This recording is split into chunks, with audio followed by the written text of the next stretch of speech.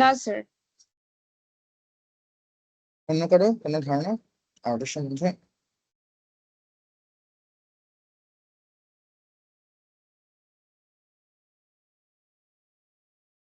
Internet of things এই কথাটা কি শুনেছেন আপনারা? ইন্টারনেট অফ থিংস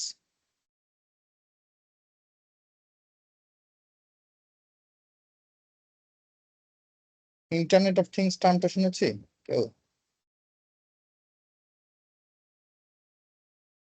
এই টার্মটা শুনিনি। স্যার আগে শোনা হয়নি স্যার। ইন্টারনেট অফ থিংস টার্মটা শুনিনি। আইওটি এই টার্মটা শুনেছি। আইওটি এই টার্মটা শুনিনি। স্যার আমি শুনিনি sir.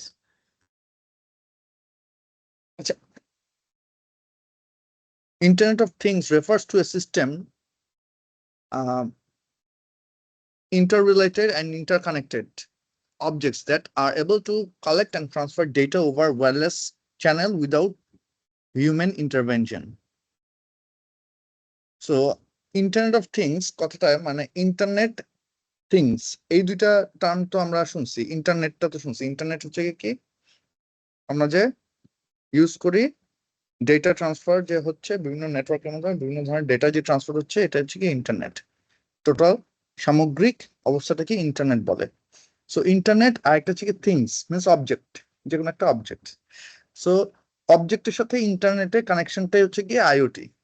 So IoT refers to a system, এই ধরনের একটা সিস্টেমকে রেফার করে যেটা কিনা ইন্টারনেট রিলেটেড এবং ইন্টারনেট কানেক্টেড অবজেক্ট। মানে একটার সাথে আরেকটা ইন্টার রিলেটেড থাকবে বিভিন্ন ধরনের অবজেক্টস গুলা, বিভিন্ন ধরনের ডিভাইসেস গুলা। Things means objects means devices গুলা থাকবে কি একটার সাথে একটা ইন্টার রিলেটেড থাকবে এবং ইন্টারনেট কানেক্টেড হবে।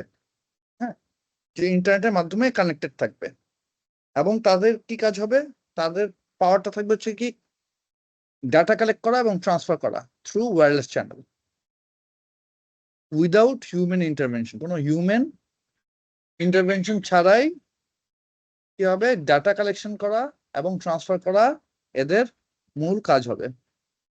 IoT describes the network of physical objects. মানে ফিজিক্যাল অবজেক্ট হচ্ছে কি থিংস, বলুন না যে কিছু একটা জিনিস থাকবে physical object that are embedded with sensors, software and other technology for the purpose of connecting and exchanging data with other device or system over the internet. So এই যে থিংসটা, এই থিংসটার মধ্যে কি কি থাকবে, সেন্সর, সফটওয়্যার এবং বিভিন্ন ধরনের টেকনোলজিক্যাল থিংস থাকবে, বিভিন্ন ধরনের টেকনোলজি থাকবে এখানে।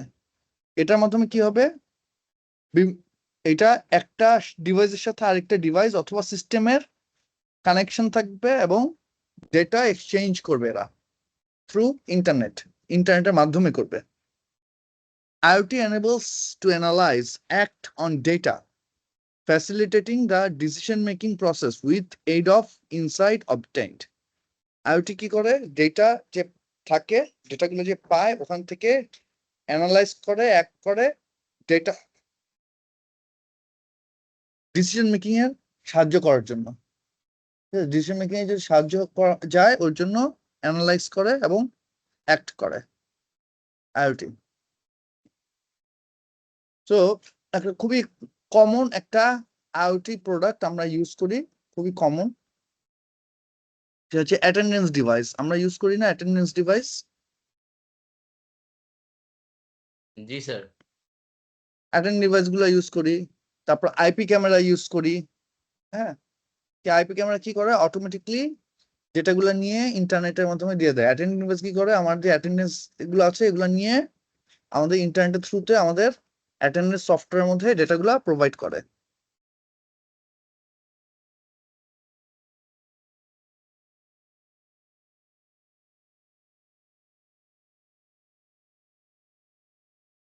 Insights aid in transforming business and low costs with aid of reliable real-time data through reduction of wasted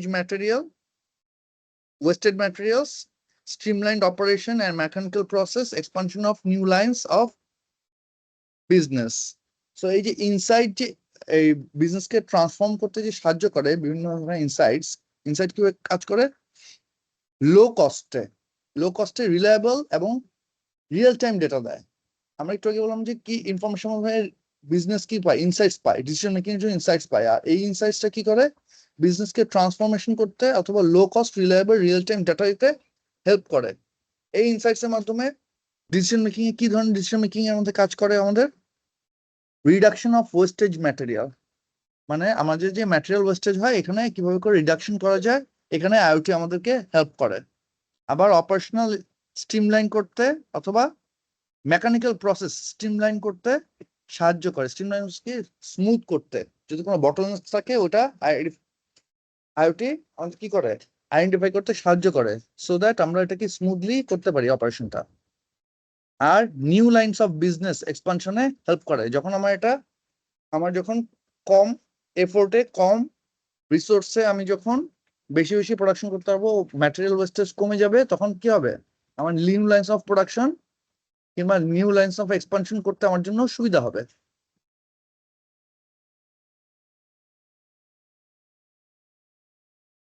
How IoT works? IoT works with like three main মেকানিজমের মাধ্যমে আইওটিটা কাজ করে। একটা হচ্ছে কি সেন্সরস অর ডিভাইসেস। তো sensor আর device কি করে, data collection করে। তো এই যে আমরা থিংসটা বললাম, ওই থিংসটা হচ্ছে কি সেন্সরস এবং ডিভাইসেস। তারপর থাকে কি connectivity, sending data to cloud. এই যে সেন্সরস এবং ডিভাইস কি করে, কানেক্টিভিটির মাধ্যমে বিভিন্ন ডেটা নিয়ে ক্লাউডে সেন্ড করে, ক্লাউডে যে পাঠাচ্ছে ডেটাগুলো এগুলো ক্লাউডে সেন্ড করে। তারপর কি হয়, ডেটা প্রসেসিং হয়। এই যে ডেটাগুলো ক্লাউডে গেল, ক্লাউডে যাওয়ার পর এটা কি করে, এই ডেটাটাকে প্রসেস করে ইউজফুল করে যাতে ইনফর্ম ডিসিশন নিতে পারে। তারপর হচ্ছে কি user interface, delivering the information to the user. মানে শুধুমাত্র ডেটা থাকলে তো আসলে কোনো কাজ করতে পারবে না। ইউজারকে কি করে, ওই ডেটাটাকে ইনফরমেশন আকারে ইউজারকে দেয় এবং ইউজার তখন ওখান থেকে এই ইনফরমেশনটা নিয়ে তার ডিসিশন মেকিং এ পারফর্ম করে আর কি, ডিসিশন মেকিং গুলো পারফর্ম করে। সো আইওটি আর্কিটেকচারের মধ্যে একটু আগে যে কথা বললাম সেই জিনিসগুলো, আর্কিটেকচারটা কিভাবে কাজ করে। নিচের লেয়ারে দেখেন সেন্সরস এন্ড কন্ট্রোলার, বিভিন্ন ধরনের সেন্সরস এন্ড কন্ট্রোলার থাকে, থিংস সেন্সরস এন্ড কন্ট্রোলার। তারপর থেকে গেটওয়ে এন্ড ডাটা অ্যাকুইজিশন। এক একটা সেন্সরস এবং এক একটা ডিভাইসের জন্য এক এক ধরনের গেটওয়ে কিংবা ডাটা কালেকশন মেথড ইউজ করা হয়। এই জন্য গেটওয়ে এন্ড এটা কম্বিনেশন অফ গেটওয়েজ অথবা ডাটা কালেকশন প্ল্যাটফর্ম হইতে পারে, কম্বিনেশনও হইতে পারে, সিঙ্গেলও হইতে পারে। হ্যাঁ, অনেক অনেক কিছু আছে যে শুধুমাত্র সিঙ্গেল একটা একটা করে ডিভাইস থেকে ডেটা নিয়ে ওটাই সেন্ড করে, যেমন আইপি ক্যামেরা অথবা ট্র্যাকিং ডিভাইস। হ্যাঁ, এগুলো কি করে, সিঙ্গেল ডাটা থেকে নিয়ে কাজ করে। আবার কোনো ফ্যাক্টরিতে যদি আমি ইফিসিয়েন্সি চেক করতে চাই, ওখানে যদি কোনো আইওটি ডিভাইস থাকে, তখন কি হয়, মাল্টিপল ডিভাইস থেকে ডেটা নিয়ে এক জায়গায় অ্যাকুইজিশন করে অনেকগুলো ডিভাইস থেকে। তারপর এই জেনারেটিক্স মানে হচ্ছে কি ডেটাগুলাকে রিফাইন করে ডাটা সেন্টার বা ক্লাউড প্ল্যাটফর্মের মধ্যে পাঠানো হয়।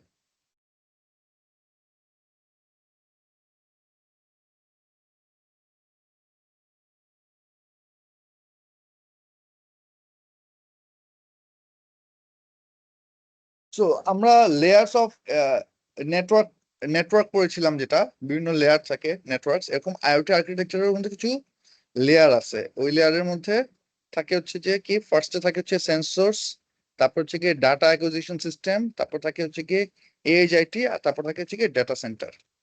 তো এগুলা এই লেয়ার গুলো ক্রস করে করে একটা লেয়ার থেকে একটা লেয়ারে গিয়ে ইনফরমেশন গুলো আমাদের এখানে আসে।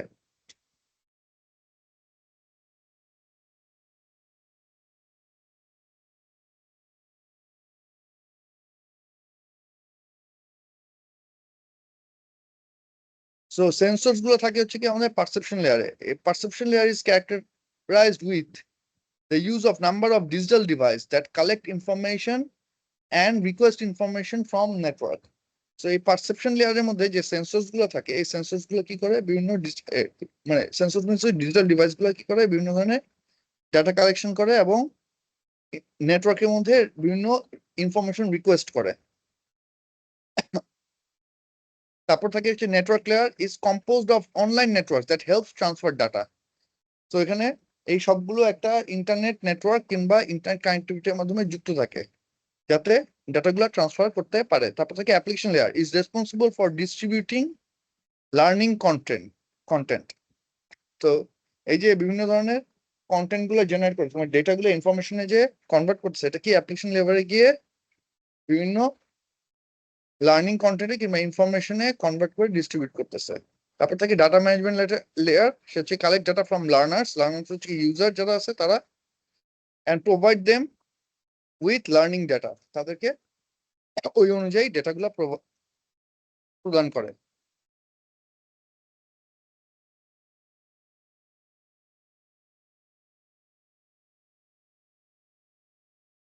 ফ্যাক্টর সুপারিং র্যাপিড আইওটি এক্সপানশন, কি কি কারণে আইওটিটা খুব বেশি এক্সপান্ড করতেছে? হ্যাঁ, সো আগে এক সময় ছিল যখন আইওটি ফোর্স আসছে তখন অনেক এক্সপেন্সিভ ছিল, অতটা বেশি ইউজ করতো না লোকজন। বাট এখন বিশেষ করে ফ্যাক্টরিজ, বড় বড় ফ্যাক্টরিজ কিংবা অটোমেটেড যে মেশিন, অটোমেটিক যে মেশিনস গুলো আছে এগুলা, কিংবা ম্যানুয়াল মেশিনের ক্ষেত্রেও অনেক বেশি আইওটি ইউজ করতেছে মানুষজন, বিকজ ইফিসিয়েন্সি বটলনেক্স এগুলাকে আইডেন্টিফাই করার জন্য, কিংবা কোন কোন জায়গায় ল্যাক্স আছে, প্রবলেমস আছে, কোন কোন জায়গায় ইস্যুস আছে, এগুলাকে জানার জন্য, রিয়েল টাইমে জানার জন্য এই আইওটিটাকে ইউজ করতেছে। সো এটা র্যাপিড এক্সপানশন হওয়ার অনেকগুলো কারণ আছে। প্রথম কথা হচ্ছে গিয়ে ফলিং সেন্সর কস্ট। তো এই সেন্সর গুলার প্রাইস ছিল আগে অনেক বেশি, এবং কাস্টম সেন্সর বানানোর প্রয়োজন হতো প্রতিটা মেশিনের জন্য কিংবা প্রতিটা অ্যাক্টিভিটির জন্য কাস্টম সেন্সর বানানোর দরকার ছিল, যার কারণে সেন্সরের কস্টটা ছিল অনেক বেশি। বাট বর্তমানে এই সেন্সর কস্টটা অনেক কমে আসছে, তাই এটা হেল্প করতেছে এক্সপানশনে। Falling cost of data collection and storage.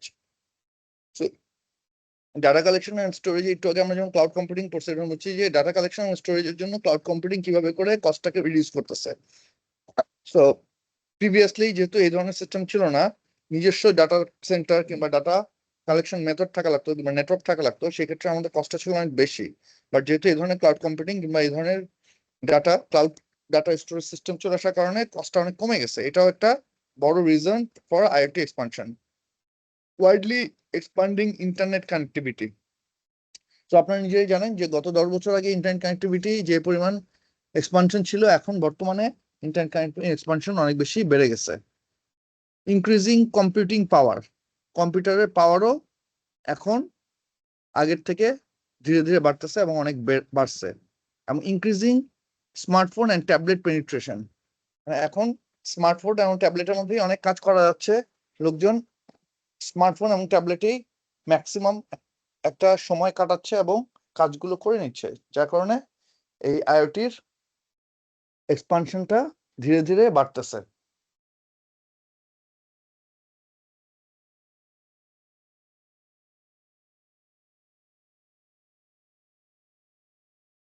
What is the advantage of IoT? হ্যাঁ,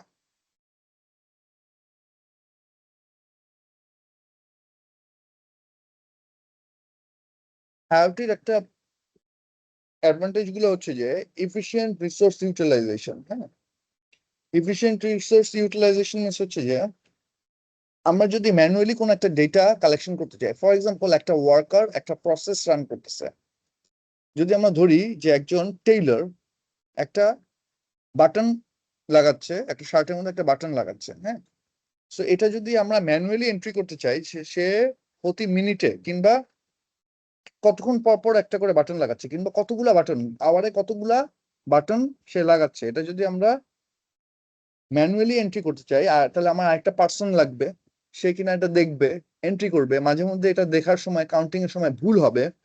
সো এই জায়গাগুলো, এখানে যদি আমি একটা আইওটি ডিভাইস বসাই, একটা সেন্সর বসাই ওই মেশিনের মাথায়, যে যতগুলো বাটন ওখানে সেলাই হবে কিংবা ইনস্টল হবে, অটোমেটিক মেশিন এটাকে স্ক্যান করে কাউন্টিং করে সিস্টেমে পুট করে দিবে যে হ্যাঁ এতগুলো মেশিন, সরি এতগুলো বাটন সে এখানে ইনস্টল করছে। তো এটাতে কি হবে, আমার ওই মানুষও লাগবে না এবং ইনফরমেশনটা কারেক্টলি প্রপারলি পৌঁছে যাবে সিস্টেমের মধ্যে। সো এর জন্য বলা হচ্ছে ইফিশিয়েন্ট রিসোর্স ইউটিলাইজেশন। রিসোর্স ইউটিলাইজেশনটা অনেক বেটার হবে। ওখানের জন্য একজন মানুষ যদি দিতে চাই কিংবা যে ভুল হয়, তাহলে কিন্তু আমি আমার রেজাল্টটা ঠিক মতো পাবো না, ইফিশিয়েন্ট হবে না, আবার কালেকশন করতে হবে এর জন্য। এবং এটা এই ইফিশিয়েন্ট রিসোর্স ইউটিলাইজেশন কি হয়, এনহ্যান্স ডাটা কালেকশন, বেটার ভালো ডাটা কালেকশন আমরা করতে পারি।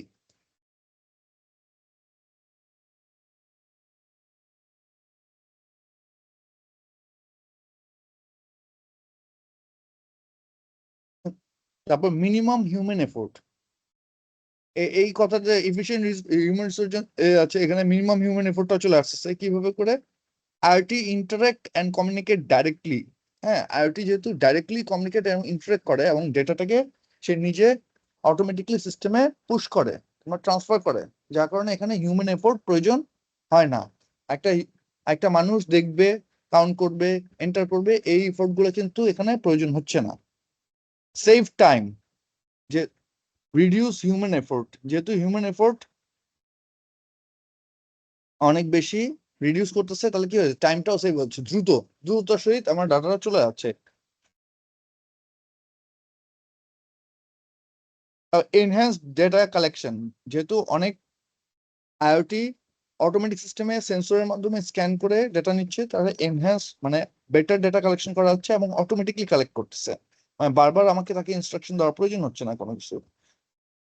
এবং ইমপ্রুভ সিকিউরিটি, সো ওকে যেহেতু প্রোগ্রামিং করে দেওয়া হয়েছে যে তুমি এতটুকুই নিবা, এর বেশি নিবা না, এর বেশি কমও নিবা না, বেশিও নিবা না, সো এইটার সিকিউরিটিও থাকে অনেক বেশি ইমপ্রুভ এবং এফিশিয়েন্ট। এখানে ম্যানুয়ালি যদি করতো তাহলে সেখানে ডাটা ম্যানিপুলেশন কিংবা ডাটা রং ডাটা ইনপুটের একটা সুযোগ ছিল, কিন্তু আইওটি ডিভাইস হওয়ার কারণে এটা কিন্তু কোনো সুযোগ নেই।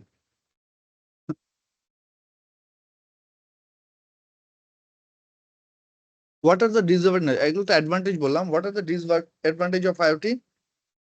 সিকিউরিটি নেটওয়ার্ক অ্যাটাক, এখন যদি সিকিউরিটি নেটওয়ার্ক অ্যাটাক করে তাহলে কি হবে, আইওটি ফল করবে এবং যেটা আপনি ঠিকমতো পাবো না।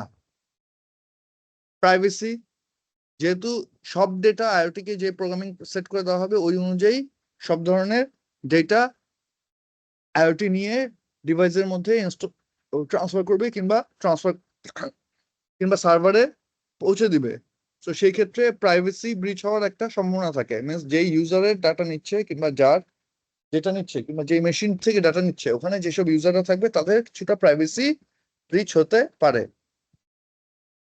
আর কি আছে, complexity design developing and maintaining, যেহেতু আমাদের আইওটিটা আমাদের আমাদের সাথেই মানুষের সাথে কাজ করে, তো মানুষের এক একজনের কাজের নেচার এক এক ধরনের, machines different types of machines আছে, সো যার কারণে এই আইওটি গুলা বিভিন্ন মেশিনে যখন কাজ করানোর প্রয়োজন হয় তখন এক একটা মেশিনের জন্য কাস্টমাইজ করে আইওটি ডিভাইস বানানোর প্রয়োজন হয়, এক একটা প্রসেসের জন্য কাস্টমাইজ করে আইওটি ডিভাইস বানানোর প্রয়োজন হয়, সেক্ষেত্রে ডিজাইনটা হয়ে যায় অনেক কমপ্লেক্স, ডেভেলপমেন্টেও খরচ হয় অনেক এবং মেনটেনেন্সটাও টাফ হয়। এতটুকু কি বুঝতে পারছি what is IoT and how it works?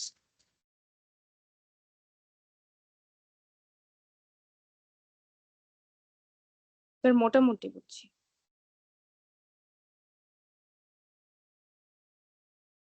Okay,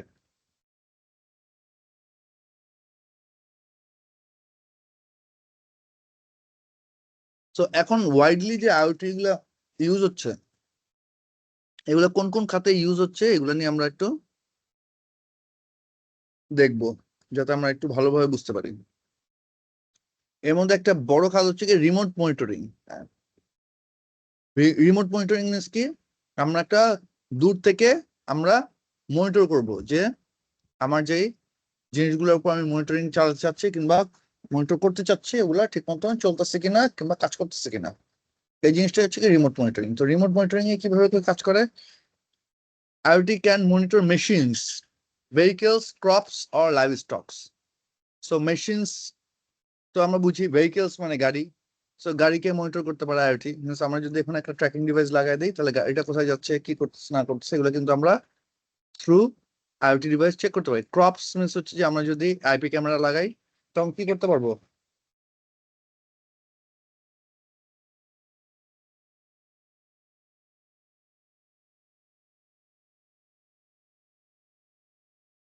sorry,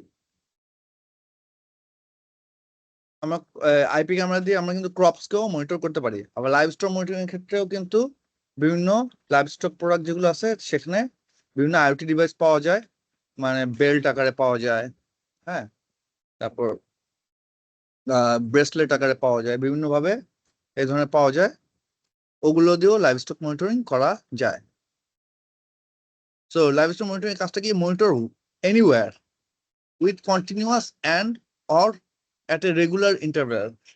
তো মনিটরটা যে আমরা করব, এটা চাইলে আমরা কন্টিনিউয়াসও করতে পারি, আবার কি করতে পারি, রেগুলার একটা ইন্টারভ্যালে করতে পারি। হচ্ছে কি কিছুক্ষণ পর পর আমাকে অটোমেটিকলি ডাটা পাঠাবে।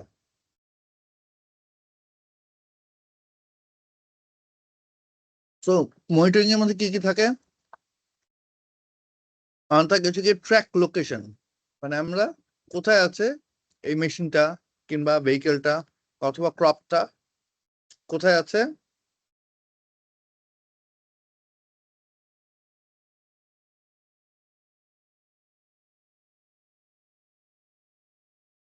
এটা রেগুলার ইন্টারভ্যালে, সরি, এই এই জিনিসগুলো কোথায় আছে, হ্যাঁ, এটার আমরা লোকেশনটাকে ট্র্যাক করার জন্য মনিটর করতে পারি। পারফরমেন্সের ক্ষেত্রেও আমরা ইয়ে করতে পারি যে মেশিনটা ঠিকমতো পারফর্ম করতেছে কিনা, কিংবা আমাদের ক্রপস গুলো যেগুলো আছে কিংবা শস্য যেগুলো আছে সেগুলো ঠিক মতন ফল দিচ্ছে কিনা, এই জিনিসগুলো আমরা কিন্তু পারফরমেন্স কন্ডিশন, এনভায়রনমেন্টাল ফ্যাক্টর, মানে এখন হিউমিড কিনা, এখন আমার যে শস্য ক্ষেত আছে এটা কি বেশি হিউমিড কিংবা বেশি ড্রাই কিনা, হ্যাঁ, এই জিনিসগুলো কিন্তু আমরা চাইলে through remote monitoring IoT device দিয়ে করতে পারি। সো ইনসাইট এইটা কি, এখানে reduce service cost and refined business process. So আমরা যদি এই ধরনের মেশিন যদি মনিটর করতে চাইতাম, তাহলে আমাদের মানুষ প্রয়োজন হতো, সে টাইম টু টাইম এটাকে এক্সামাইন করতো, তারপর আমাদেরকে ইনফরমেশন জানাইতো। সো এটাতে কি হতো, আমাদের কস্ট বেশি হতো। বাট যেহেতু আইটি ডিভাইস অটোমেটিকলি আমাকে ইনফরমেশন গুলো দিচ্ছে এবং টাইম টু টাইম দিচ্ছে, পিরিয়ডিক্যালি দিচ্ছে অথবা কন্টিনিউয়াসলি দিচ্ছে, সেই ক্ষেত্রে আমার কিন্তু সার্ভিস কস্টটা কমে যাচ্ছে, আমার বিজনেস প্রসেসটা অনেক রিফাইন্ড হচ্ছে। Understand how products are performing to provide a better experience to your customer. So এই প্রোডাক্টগুলো আসলে কিভাবে করে পারফর্ম করতেছে, বেশ ভালো করতেছে না খারাপ করতেছে, এই জিনিসটা কিন্তু আমরা থ্রু আইওটি ডিভাইস ট্র্যাক করে, যদি আমার ভেহিকেল থাকে, ভেহিকেল যদি 2 দিন পর পর নষ্ট হয়, তাহলে আমি বুঝতে পারবো কি এই প্রোডাক্টটা ভালো পারফর্ম করতেছে না, কিংবা মেশিনটাও আমরা দেখতেছি কিছুদিন পর পর নষ্ট হচ্ছে, সেক্ষেত্রে কিন্তু আমরা ভালো পারফরমেন্স করতে পারছি না, তো কাস্টমারকেও একটা ভালো আউটপুট আমরা দিতে পারবো না।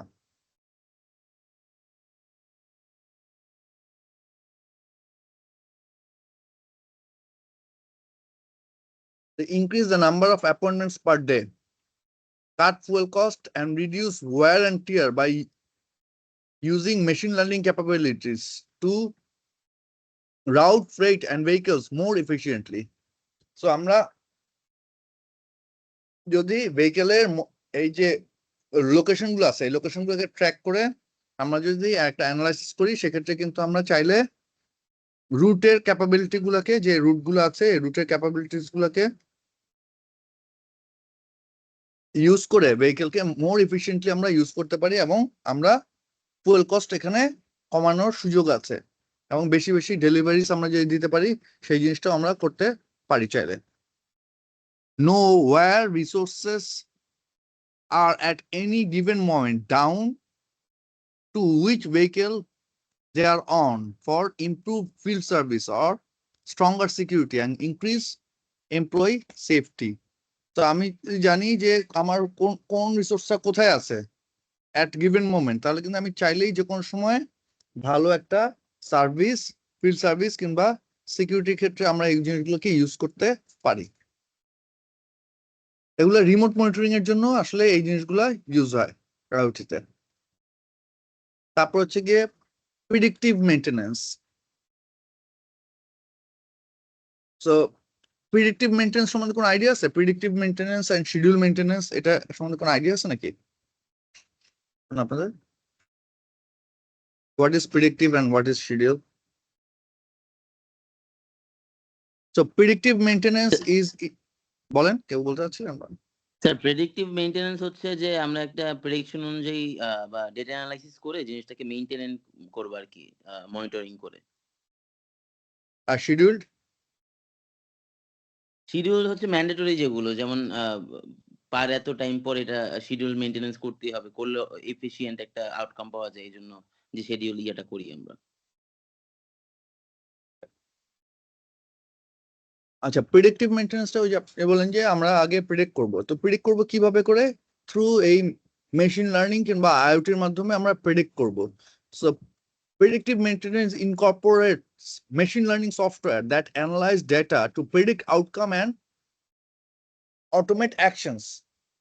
সো আমাদের মেশিন লার্নিং, এই যে আমরা যে আইওটি ডিভাইস থেকে আমরা যে বিভিন্ন ধরনের ডেটা নিচ্ছি, ইনফরমেশন নিচ্ছি, এটা কি মেশিন লার্নিং সফটওয়্যারের মাধ্যমে অ্যানালাইজ করে আমরা প্রিডিক্টিভ আউটকামটা প্রিডিক্ট করে নেব। প্রিডিক্ট করে অটোমেটিক অ্যাকশন কিভাবে নেওয়া যায় এটাকে আমরা কাজ করব। আর শিডিউল মেইনটেন্যান্সটা হচ্ছে কিরকম?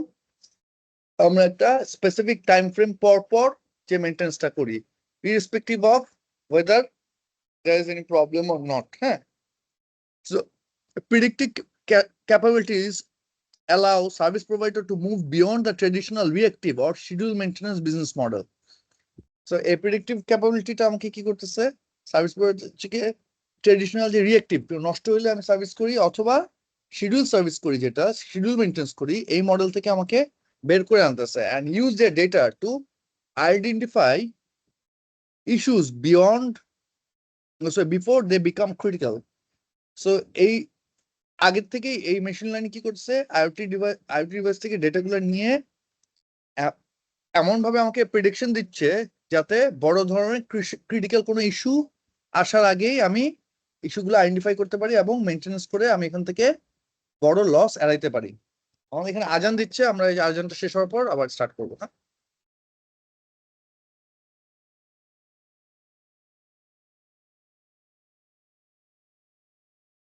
ছিলাম কোথায়? প্রিডিক্টিভ মেইনটেনেন্স। তো প্রিডিক্টিভ মেইনটেনেন্স হলে সুবিধা হচ্ছে কি, আমাদের সুবিধা হচ্ছে যে এখানে যে আমাদের শিডিউল মেইনটেনেন্সের কারণে অনেক সময় যে আমাদের ডিভাইস কিংবা মেশিনস এর যে ব্রেকডাউন হইতে পারে কিংবা বড় ধরনের কোনো ইস্যু চলে আসলে তখন আমাদের কিন্তু বড় ধরনের খরচ হয়ে যেতে পারে। সেই জায়গায় আমাকে কি করতে পারে, এই ডিভাইসটা আমাকে হেল্প করতে পারে টু লার্ন, মেশিন লার্নিং এর মাধ্যমে আমাকে আগে থেকে জানাবে যে এই ধরনের মেইনটেনেন্স এখানে হতে পারে কিংবা এই ধরনের প্রবলেম তোমার হতে পারে, সো আগে থেকে তুমি এখানে মেইনটেনেন্সে কাজ করো। সো এটা করতে আমাকে আইওটি সাহায্য করে।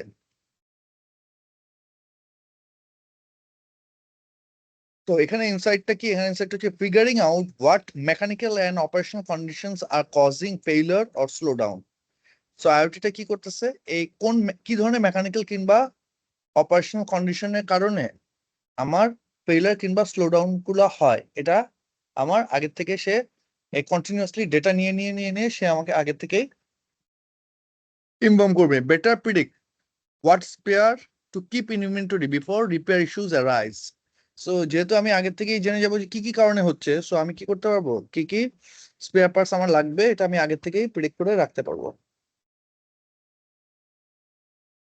Move beyond a break or fix business model by preventing equipment failures through preventive maintenance. So আমি যদি ব্রেক অ্যান্ড ফিক্স মডেলে চলে যাই তখন কি হয়, আমার ইকুইপমেন্ট ফেইলিওর হয়। সো ইকুইপমেন্ট ফেইলিওর হলে কি হয়, একটা সময় পড়ে থাকে, তখন আমার একটা বিজনেস লস হয়। সো এটার থেকে আমরা বের হয়ে আসতে পারবো যদি আমরা আইওটি ডিভাইস ইউজ করি।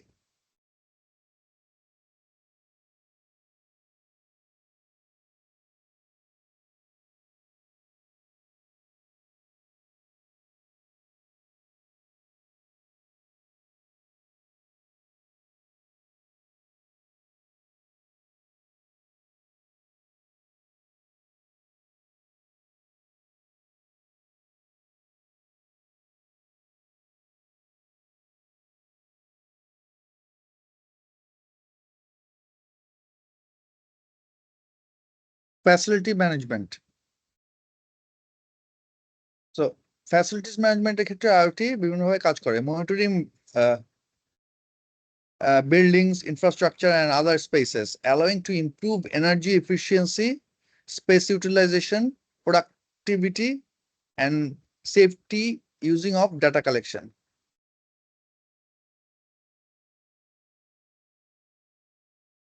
সো ফ্যাসিলিটি ম্যানেজমেন্টের ক্ষেত্রে আইওটিটা কাজ করে কিভাবে করে, বিল্ডিং গুলোকে মনিটর করে যে এই বিল্ডিং এর সব জায়গায় ক্লিন আছে কিনা, সব জায়গায় আলো জ্বলতেছে কিনা ঠিক মতো, কিংবা শুধু শুধু আলো না জ্বালায় যখন আমাদের কোনো হিউম্যান কিংবা কোনো একটা পার্সন আসবে, মানুষ আসবে, তখন আলো জ্বলবে।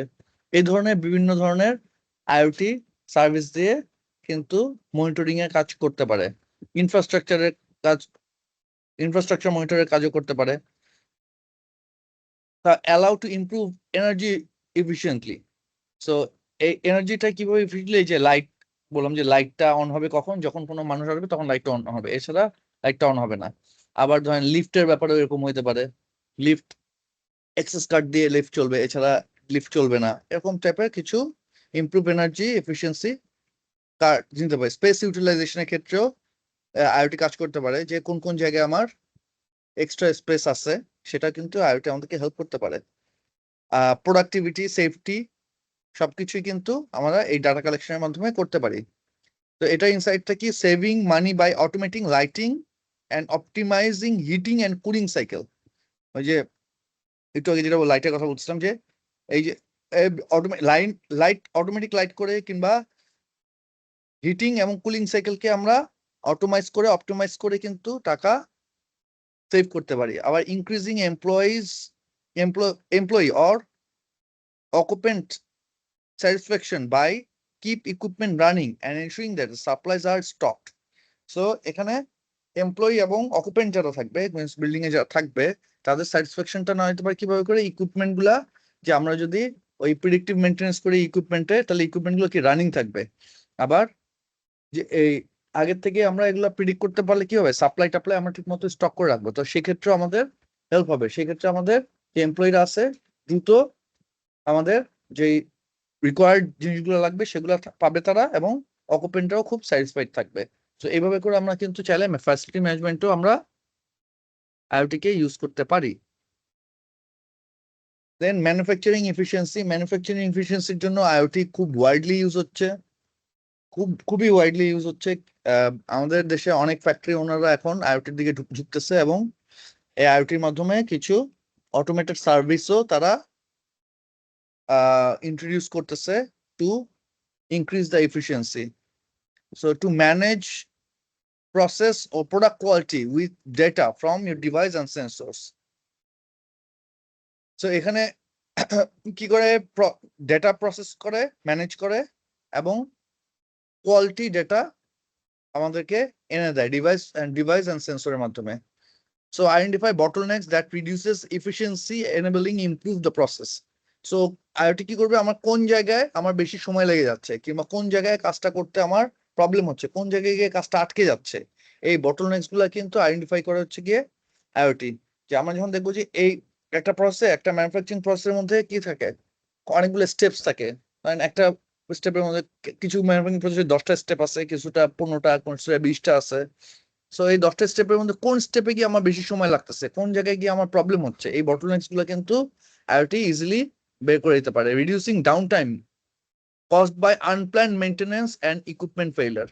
সো এই ডাউন টাইম যেটা থাকছে, একটু আগে বলছি প্রেডিক্টিভ মেইনটেনেন্সে কি করা যায়, ডাউন টাইমটা কমানো যায় যদি আমরা প্রেডিক্টিভ মেইনটেনেন্স করি। সো এখানে এই রিডিউসিং ডাউন টাইমটা করে আমরা কি করবে, আনপ্ল্যান্ড মেইনটেনেন্স অথবা ইকুইপমেন্ট ফেইলিয়ারটাকে কমায় ফেলবে। যখন এই ইকুইপমেন্ট ফেইলিয়ার কিংবা ডাউন টাইম কমায় ফেলবে, সেখানে কি হবে, আমার অটোমেটিকলি এফিসিয়েন্সি বাড়বে। কারণ মেশিন যদি কন্টিনিউসলি রান থাকে কিংবা কম সময় বন্ধ থাকে, সেক্ষেত্রে কিন্তু আমার প্রোডাকশন বেশি হবে। Eliminating substandard materials, parts, errors before the product is complete.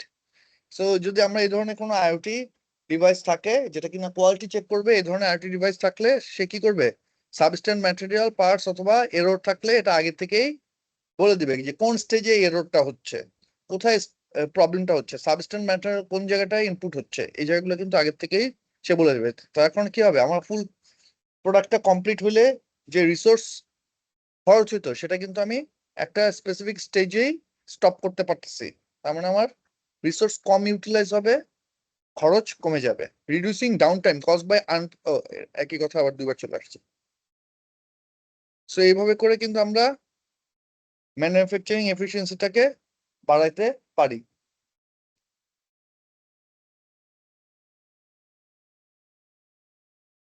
So connected product, supply chain management. So supply chain ম্যানেজমেন্টের মধ্যে কিন্তু আমরা আইওটিটা খুব বেশি কাজ করতে পারে। সেটার মধ্যে কি আছে?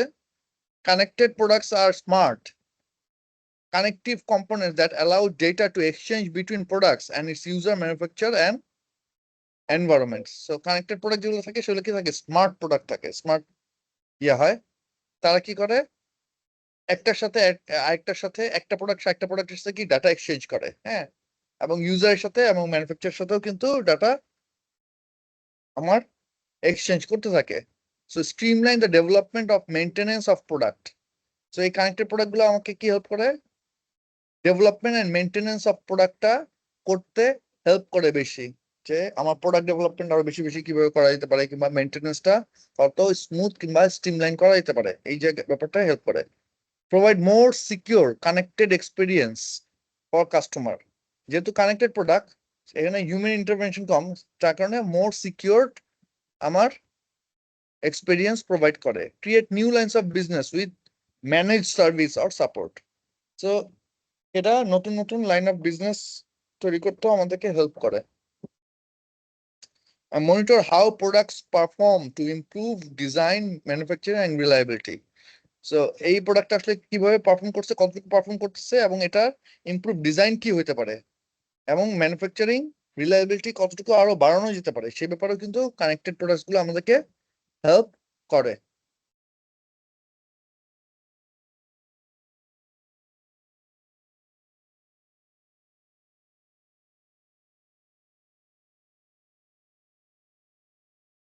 So what are the challenges in IoT adoption? IoT adoption এর মধ্যে বড় বড় কিছু চ্যালেঞ্জ আছে। এর মধ্যে একটা বড় চ্যালেঞ্জ হচ্ছে কি, hardware platform enables wide range of applications. তো এই যে হার্ডওয়্যার গুলো যেহেতু সব কাস্টমাইজড হার্ডওয়্যার হয়, এক একটা হার্ডওয়্যার এক একটা রিকোয়ারমেন্ট অনুযায়ী বানানো হয়, তো এটার কারণে কি করতে হয়, আমাকে ওয়াইড রেঞ্জ অফ অ্যাপ্লিকেশন রাখতে হয়। কেননা একটা অ্যাপ্লিকেশন কিংবা controlled specific numbers of application cannot help to complete all hardware activities.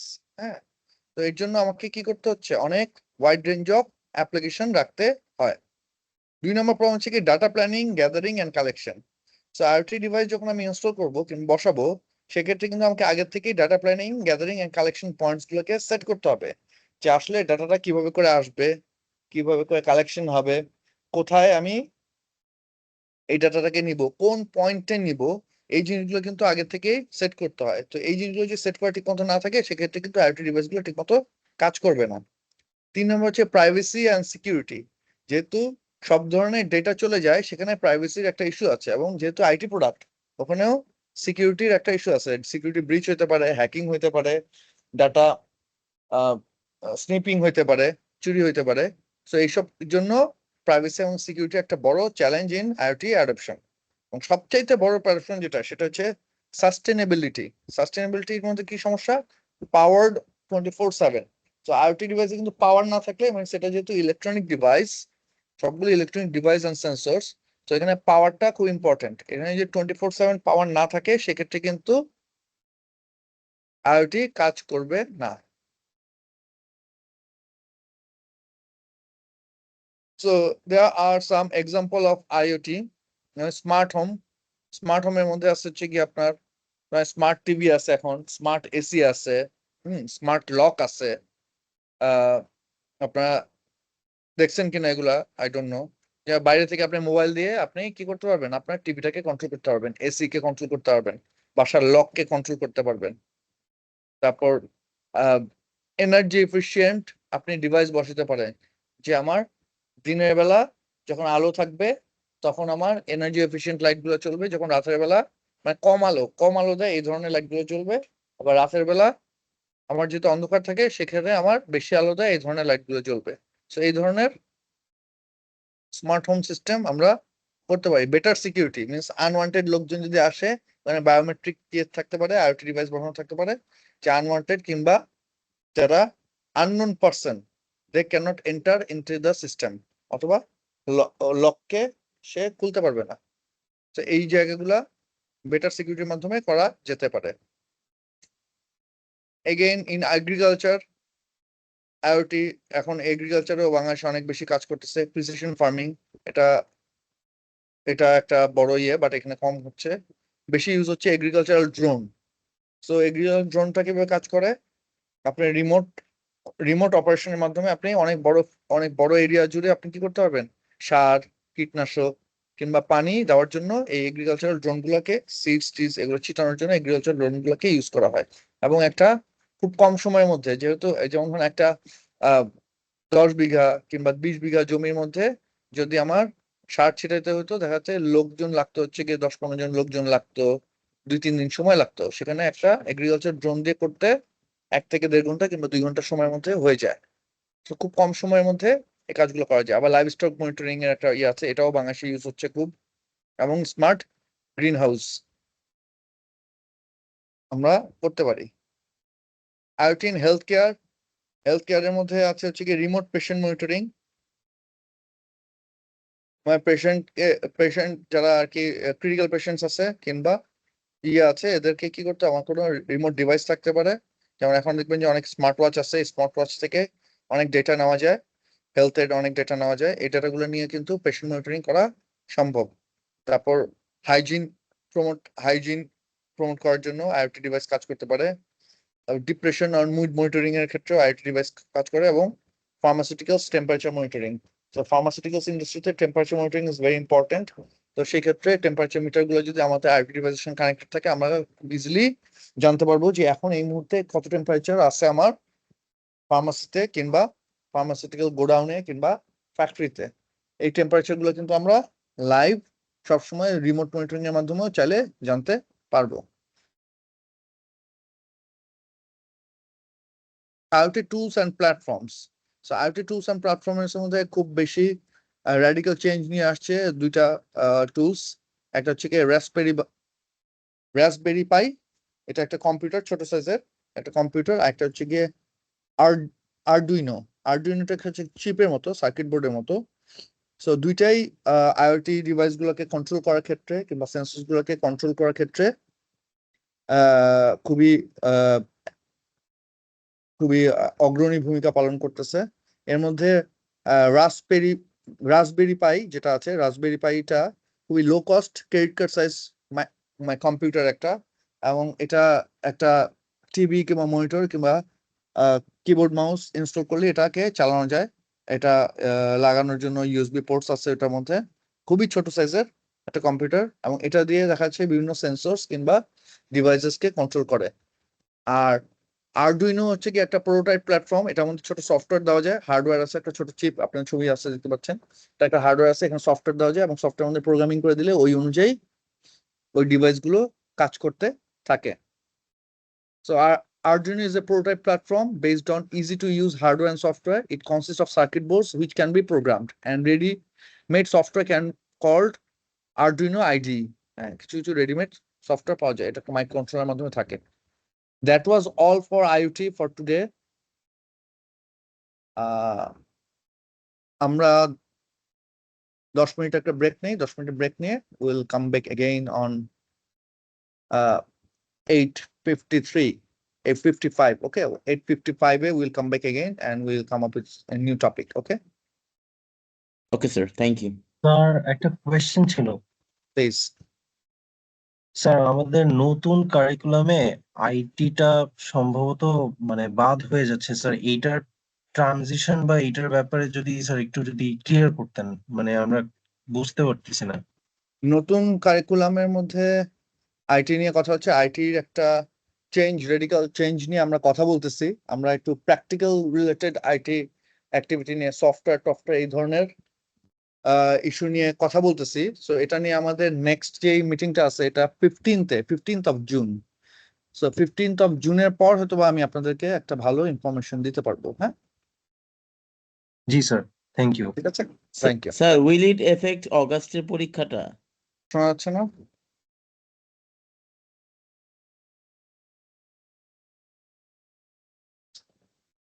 Hello sir. Sir আমাদের সেকশন সি তে টোটাল 308 মেম্বার্স, আর আইসিটি তে সেকশন সি তে কতজন?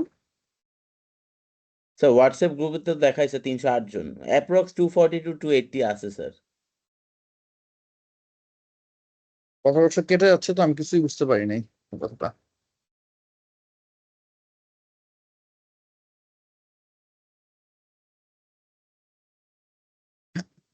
এনিওয়েজ,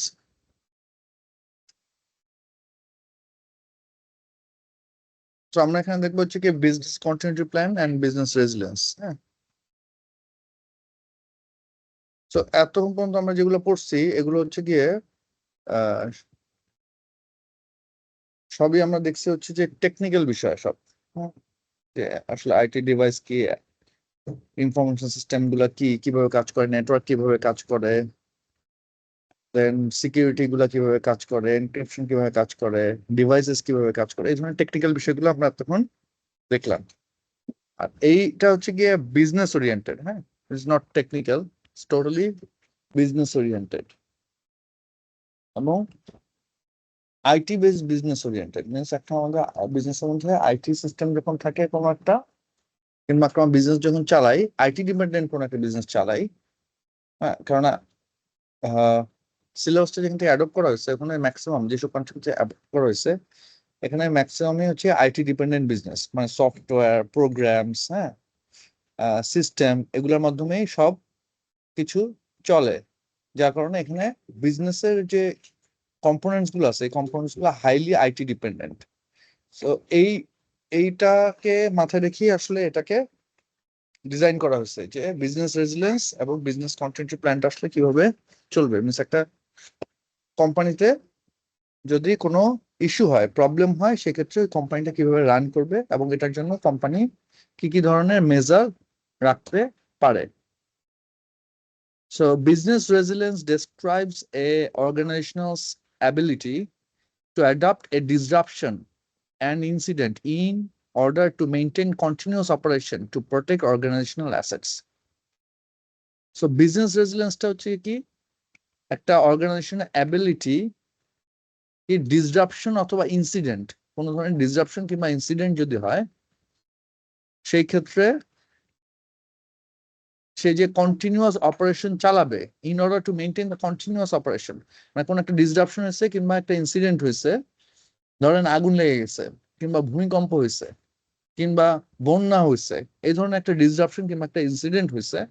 সো এই ধরনের সিচুয়েশনে কিভাবে করে অপারেশনটাকে চালাবে, কন্টিনিউ থাকবে, এবং অর্গানাইজেশনাল যেসব অ্যাসেটস আছে, অর্গানাইজেশনের যে সম্পদগুলো আছে, যে বিল্ডিং, ইনফ্রাস্ট্রাকচার, সিস্টেম, সবকিছু এগুলাকে কিভাবে করে প্রোটেক্ট করবে।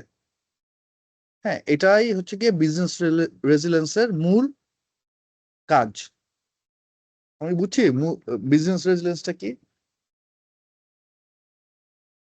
জি স্যার। যে ধরেন বড় ধরনের একটা ভূমিকম্প হইলো কিংবা আগুন লেগে গেল, হ্যাঁ, একটা বিল্ডিং এ আগুন লেগে গেল, তো ওই আগুন লেগে যাওয়ার পর তো আমার বিজনেসটা যখন চলতেছে এই অবস্থায় আগুন লেগে গেল, তখন কি হবে, সবকিছু নষ্ট হয়ে যাবে।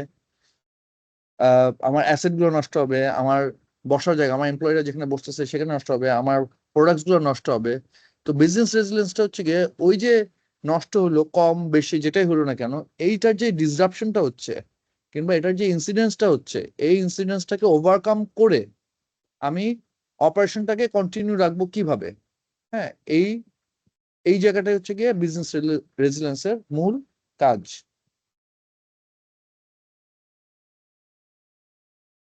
তো বিজনেস রেজিলিয়েন্সের মধ্যে তিনটা জিনিস কাজ করে। একটা হচ্ছে যে ডিজাস্টার রিকভারি প্ল্যান, একটা হচ্ছে গিয়ে বিজনেস কন্টিনিউটি প্ল্যান, আর একটা হচ্ছে গিয়ে ডেটা ব্যাকআপস। সো আমরা এই তিনটা জিনিসই দেখবো এখানে। সো ডিজাস্টার রিকভারি প্ল্যানের মধ্যে, ডিজাস্টার রিকভারি প্ল্যান তো নাম শুনে বোঝা যাচ্ছে কোনো ডিজাস্টার হইলে ওখান থেকে আমি কিভাবে করে রিকভার করব। আর বিজনেস কন্টিনিউটি প্ল্যান হচ্ছে গিয়ে আমি একটা বিজনেসকে কিভাবে করে কন্টিনিউ চালায় নিয়ে যাব। আর ডাটা ব্যাকআপ হচ্ছে যে কি আমার আমার যেসব ডেটাস আছে কিংবা ইনফরমেশন আছে এটাকে আমি কিভাবে করে সুরক্ষিত রাখবো। হ্যাঁ, কিংবা কোথাও সুরক্ষিত রাখতেছে এটাকে কিভাবে করে রাখবো এটা।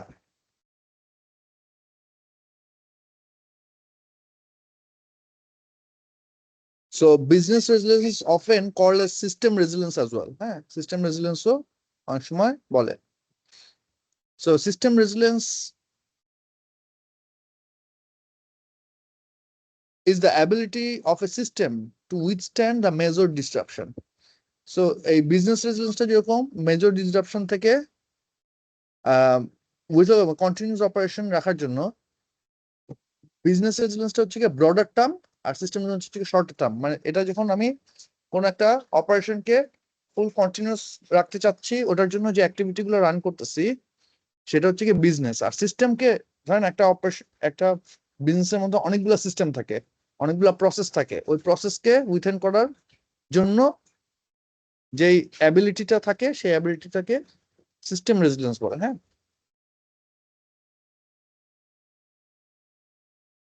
তো সিস্টেম রেজিলিয়েন্স ছাড়াও কি থাকে, এটা কিন্তু আইটি, আপনার মাথায় রাখতে হবে যে এই পুরো জিনিসটা কিন্তু আইটি ব্যাকড। হ্যাঁ, রেগুলার বিজনেস অ্যাক্টিভিটি ঠিকই, কিন্তু আইটি ব্যাকড। সো আইটির মধ্যে এরকম সিস্টেম থাকে। আর কি থাকে, অ্যাপ্লিকেশন রেজিলিয়েন্স থাকে। মিন্স কোন একটা অ্যাপ্লিকেশন কিভাবে করে রিকভার করবে, কিংবা একটা অ্যাপ্লিকেশন কিভাবে করে এই ধরনের মেজর ডিসরাপশন কে অ্যাভয়েড করে চলবে। তো অ্যাপ্লিকেশনের মধ্যে কি থাকে, clustering includes management software that permits control and tuning of the cluster behaviour. So এই অ্যাপ্লিকেশন যে রেজিলিয়েন্স আছে, এই অ্যাপ্লিকেশন রেজিলিয়েন্সের মধ্যে কিছু ক্লাস্টার থাকে, এর মধ্যে কিছু থাকে কি ম্যানেজমেন্ট সফটওয়্যার, যারা কিনা কি করে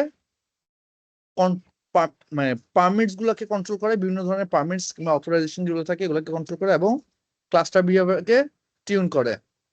আর কি করে protect against single point of failure. হ্যাঁ, যদি এরকম এই অ্যাপ্লিকেশন রেজিলিয়েন্স করা থাকে তখন কি হয়, এই ক্লাস্টারিং করার সুবিধাটা হচ্ছে কি সিঙ্গেল পয়েন্ট অফ ফেইলারে প্রোটেকশন দেয়, যে একটা ক্লাস্টার যদি ফেল করে তাহলে একটা ক্লাস্টার ঠিক মতো থাকে।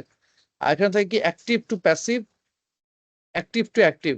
তো application run on only one active nodes while other nodes used only if the application fails on the active nodes. So এখানে অ্যাক্টিভ টু প্যাসিভটা হচ্ছে যে এখানে অ্যাপ্লিকেশনটা দুইটা ক্লাস্টারে থাকে। হ্যাঁ, যে কোনো একটা অ্যাপ্লিকেশন দুইটা ক্লাস্টারের মধ্যে থাকে। একটা ক্লাস্টার দিয়ে কন্টিনিউয়াসলি রান করতে থাকে, যদি কোনো কারণে ওটা ফেল করে সেক্ষেত্রে আরেকটা ক্লাস্টার কাজ করা শুরু করে।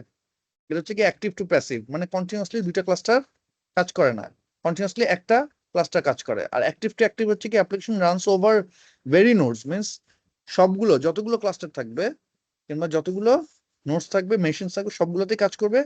Cluster agents coordinate the information crossing between the nodes. তো এই যে ক্লাস্টার এজেন্টস গুলো আছে, মিন্স একটা মেশিনস আছে, এরা নিজেদের মধ্যে ইনফরমেশন কোঅর্ডিনেট করবে এবং users normally do not experience any down time and greater demand on network latency. Disturb করো না আমি। তো এখানে যেহেতু অ্যাক্টিভ টু অ্যাক্টিভ সবগুলো ক্লাস্টার একসাথে কাজ করে, তাই কোন কারণে যদি একটা ক্লাস্টার ডাউন করে কিংবা একটা নোড ডাউন করে সেক্ষেত্রে কিন্তু ইউজাররা আসলে কোনো কিছু বুঝতে পারে না। এবং যেখানে নেটওয়ার্ক লেটেন্সি হচ্ছে কি গ্যাপ, হ্যাঁ, একটা নেটওয়ার্কের যে কমিউনিকেশন গ্যাপ, এই লেটেন্সি অনেক বেশি থাকে, যেসব জায়গায় নেটওয়ার্ক লেটেন্সি বেশি থাকে সেখানে এই অ্যাক্টিভ টু অ্যাক্টিভের ডিমান্ডটা অনেক high. Very often organization use a combination active to active on site, active to passive between site. Active to active on site মানে হচ্ছে কি একই প্রেমিসের মধ্যে, একই লোকেশনের মধ্যে নরমালি অর্গানাইজেশন কি করে অ্যাক্টিভ টু অ্যাক্টিভটা ইউজ করে, আর অ্যাক্টিভ টু প্যাসিভটা ইউজ করে হচ্ছে কি ডিফারেন্ট লোকেশন। ধরেন একটা হচ্ছে কি ধানমন্ডিতে আছে আর একটা গুলশানে আছে, সো এর জন্য ওরা ইউজ করে অ্যাক্টিভ টু প্যাসিভ। আর অ্যাক্টিভ টু অ্যাক্টিভটা ইউজ করে হচ্ছে কি ধানমন্ডিতেই একটা ফ্লোর, দুইটা ফ্লোর, তিনটা ফ্লোর নিয়ে কাজ করতেছে, সেক্ষেত্রে ওরা অ্যাক্টিভ টু অ্যাক্টিভটা বেশি ইউজ করে। Telecommunication network resilience. So telecommunication network রেজিলিয়েন্সের মধ্যে কাজ করে কিভাবে কাজ করে এটা, রিডান্ডেন্সি হচ্ছে কি একই সিস্টেমের অনেকগুলো কপি। মানে ধরেন আমার নেটওয়ার্ক কেবল, আমার আমার এখানে ইন্টারনেট কানেক্টিভিটি নেওয়া আছে দুইটা অপারেটর কিংবা তিনটা অপারেটরের কাছ থেকে নেওয়া আছে, সো এটা রিডান্ডেন্ট। দেখা যাচ্ছে আমি একটা ইউজ করতেছি, বাকি দুইটাকে ব্যাকআপ হিসেবে রাখছি। হ্যাঁ, এটাকে হচ্ছে রিডান্ডেন্ট বলে। অল্টারনেটিভ রাউটিং মানে আমি যেই রাস্তা দিয়ে আনছি একটা নেটওয়ার্ক কানেক্টিভিটি, আরেকটা নেটওয়ার্ক কানেক্টিভিটি আনতেছি আমি অন্য রাস্তা দিয়ে, একই রাস্তা দিয়ে কিংবা একই ওয়েতে আমি ধরেন একটা আনছি অপটিক ফাইবার, আরেকটা নিচ্ছি রেডিও লিঙ্ক, হ্যাঁ, আরেকটা নিচ্ছি হচ্ছে কি আমার ধরেন এখন ইয়ে দিচ্ছে যেটা কি জানি ওই মোবাইলের যেটা দিচ্ছে, হ্যাঁ, মোবাইল মোবাইল ডাটা যেটা এই যে 3G 4G, হ্যাঁ, 4G ডাটা যেগুলো, হ্যাঁ, এখন আবার ওই যে স্যাটেলাইটের মাধ্যমে দিচ্ছে, হ্যাঁ। তো এরকম বিভিন্ন ধরনের অল্টারনেটিভ রুট আমি ইউজ করতে পারি। আবার ডাইভার্স রাউটিং, হ্যাঁ, এটাকে আবার ডাইভার্সিফাই করতে পারি, মিনস আমি 2টা 3টা 4টা রুটকে একসাথে আমরা কাজ করাইতে পারি। লং হোল নেটওয়ার্ক ডাইভার্সিটি এটাও ইউজ করে অনেকে। Last mile circuit of protection, এইগুলা নেটওয়ার্ক টেলিকমিউনিকেশন নেটওয়ার্ক সিস্টেম যেগুলো আছে, মিনস নেটওয়ার্ক কানেক্টিভিটি সিস্টেম যেগুলো আছে, এগুলোর ক্ষেত্রে এই ধরনের প্রোটেকশন সিস্টেমগুলোকে ইউজ করা হয়। ভয়েস রিকভারি বলে একটা আছে, এই ধরনের বিভিন্ন ধরনের রেজিলেন্সকে ইউজ করা হয় আর কি।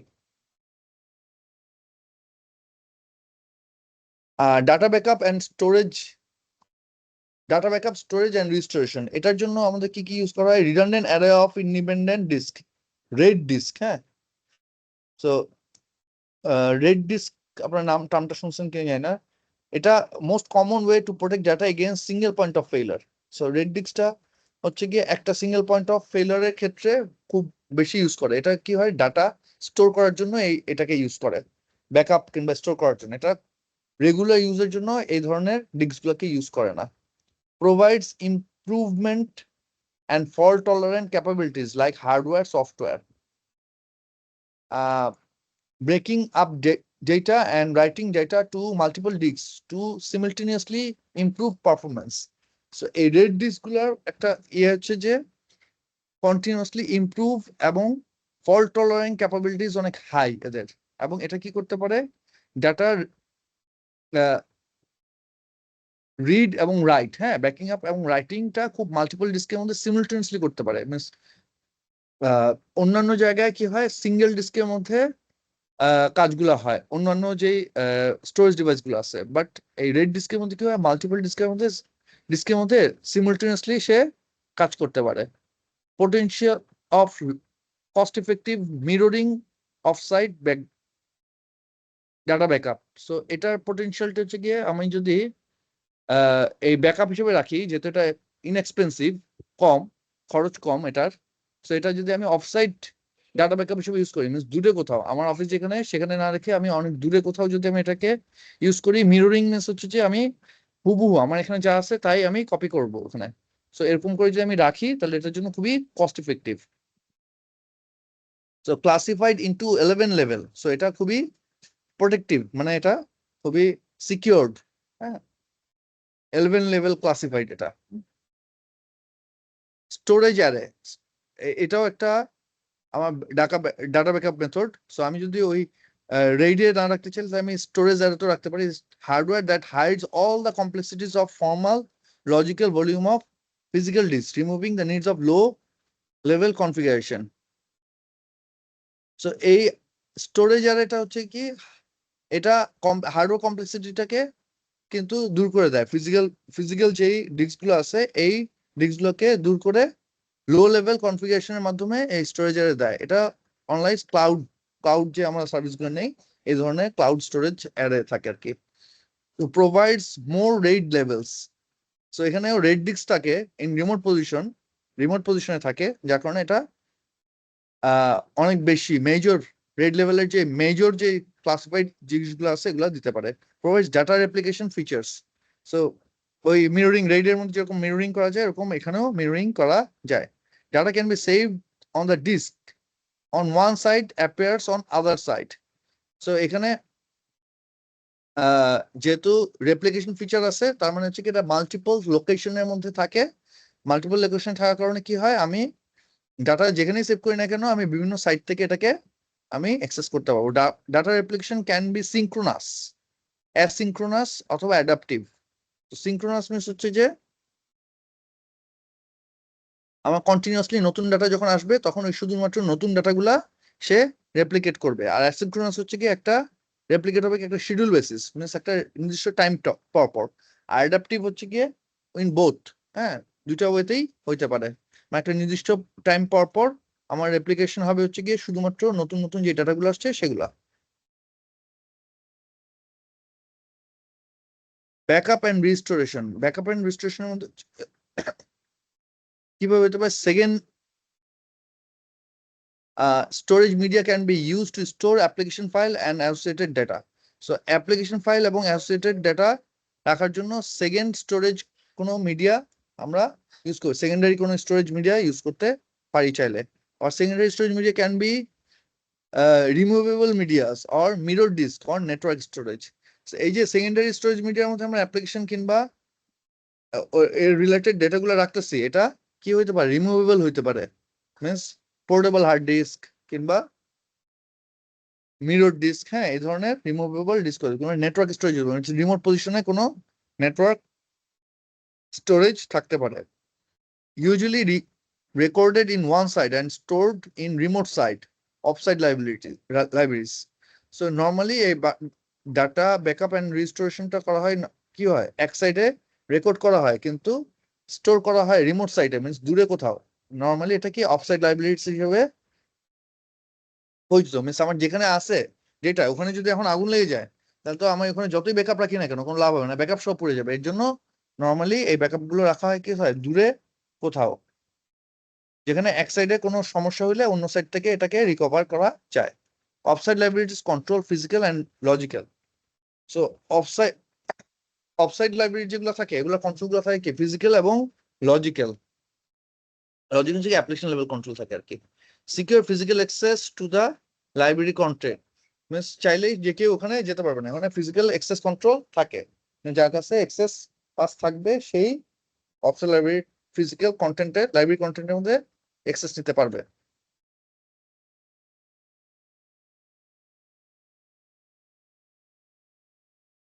Encrypted backup media. So offsite লাইব্রেরিতে সমস্যা থাকে কি, এই যে আমাদের ডকুমেন্টস গুলো থাকতেছে সেগুলো থাকে কি এনক্রিপ্টেড অবস্থা থাকে, তার মানে এখানে যদি কোনো চুরি হয় কিংবা কোনো কিছু হয় সেক্ষেত্রে কিন্তু যে ইন্ট্রুজার থাকবে সে আমাদের ডাটাগুলো পড়তে পারবে না। Ensure the physical construction can withstand fire, heat and water. So এই যে অফসাইট লাইব্রেরি গুলো করা হয় সেগুলার ফিজিক্যাল কনস্ট্রাকশন এনশিওর করা হয় কি যাতে আগুন না লাগে, হিটে যদি কোনো প্রবলেম না হয় কিংবা এখানে পানি ঢুকতে না পারে কিংবা বন্যা টন্যা হলে যাতে এখানে কোনো সমস্যা না হয়। Locate the library away from the data center. এগুলো নর্মালি হচ্ছে গিয়ে যেসব ডাটা সেন্টার গুলো থাকে এই ডাটা সেন্টার থেকে অনেক দূরে রাখে। তো যাতে ফর এক্সাম্পল যদি ডাটা সেন্টার ঢাকায় থাকে তাহলে এই অফসাইট লাইব্রেরি গিয়ে করবে পঞ্চগড়ে, যাতে ঢাকায় কোনো বন্যা হলে ওটা এফেক্ট না করতে পারে পঞ্চগড়ে। এরকম এর জন্য এই ধরনের অফসাইট লাইব্রেরি দূরে দূরে করা হয়। Ensure that an inventory of all storage media files stored in the library is maintained for a specific retention time.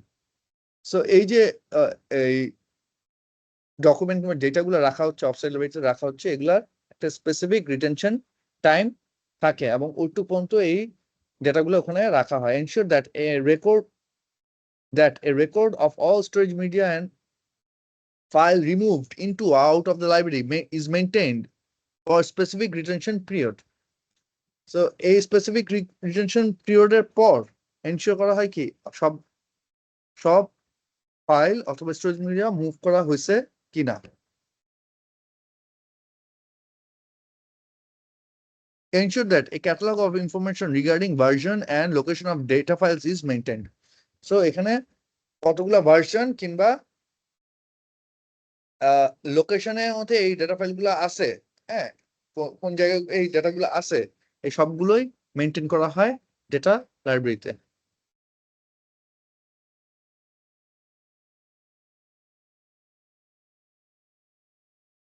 Security and control of offsite facilities. At least same constant environment monitoring and control as originating site or ones that are dictated by business requirement. হ্যাঁ, so normally এই যে offsite facility যেগুলো থাকে এগুলা যে আমাদের যে business organisation business site বা ডাটা সেন্টার যেখানে থাকে এই ডাটা সেন্টারের যেই কন্ট্রোল এবং মনিটরিং এনভায়রনমেন্ট থাকে, এই সেম মনিটরিং এনভায়রনমেন্ট বা কন্ট্রোল এনভায়রনমেন্টও ওই অফসাইট লাইব্রেরিতেও মেনটেন করা হয়।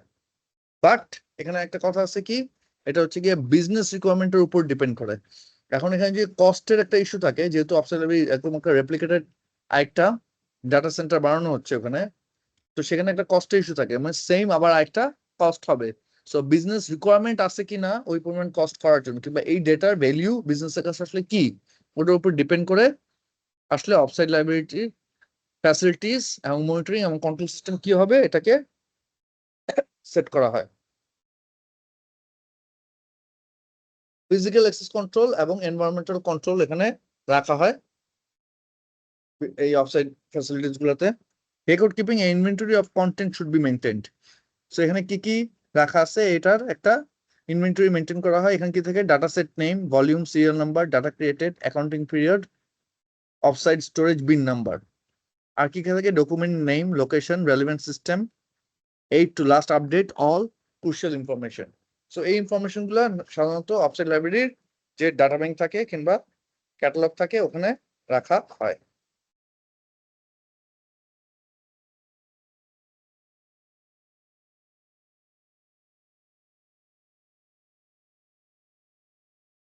তো backup strategy should be chosen based on varieties of factor. এই যে ব্যাকআপ যে আমি রাখবো এটা বিভিন্ন ধরনের ফ্যাক্টরের উপর ডিপেন্ড করে। এর মধ্যে একটা বড় ফ্যাক্টর কি, স্ট্যান্ডার্ডাইজেশন। মিনস আমি ব্যাকআপ যে রাখতেছি এটা মিনিমাম স্ট্যান্ডার্ড ফলো করতেছি কিনা। যদি মিনিমাম স্ট্যান্ডার্ড ফলো না করি সেক্ষেত্রে কিন্তু ব্যাকআপ গুলো আমার সব লস্ট হয়ে যাবে, আলটিমেটলি ওই ব্যাকআপ আমার কোনো কাজে লাগবে না। তারপর একটা, তার মানে ওই স্ট্যান্ডার্ডাইজেশনটা ফলো করতে হবে, ওটার জন্য একটা আমাদের কনসিডারেশন রাখতে হবে। একটা রাখতে হবে ক্যাপাসিটি, আমি কতটুকু ক্যাপাসিটি আমি এই ব্যাকআপের জন্য রাখবো, মিনস কতটুকু আমি ব্যাকআপ রাখার প্রয়োজন হইতে পারে। তারপর স্পিড, যদি আমি দ্রুত ব্যাকআপ থেকে রিস্টোর করতে চাই সেখানে স্পিডের ব্যাপার আছে, আবার ব্যাকআপও যদি আমি দ্রুত নিতে চাই সেক্ষেত্রেও স্পিডের ব্যাপার আছে। সেটাও আমি কতটুকু কিভাবে করে রাখবো, আমার বিজনেস নিডটা কতটুকু, এটার উপরে ডিপেন্ড করে এই স্পিডটাকে ডিটারমাইন করতে হবে। এবং লাস্টলি হচ্ছে কি প্রাইস, মানে এই ব্যাকআপটা তৈরি করতে আমার যে খরচ হবে এই খরচ আমার বিজনেসের সাথে কতটুকু অ্যালাইনড, এই খরচটা আমার যায় কিনা, কিংবা বিজনেস কতটুকু খরচ এফোর্ড করতে পারে টু কিপ দিস ব্যাকআপ, এই জিনিসটা আমাকে কনসিডারেশনে নিতে হবে।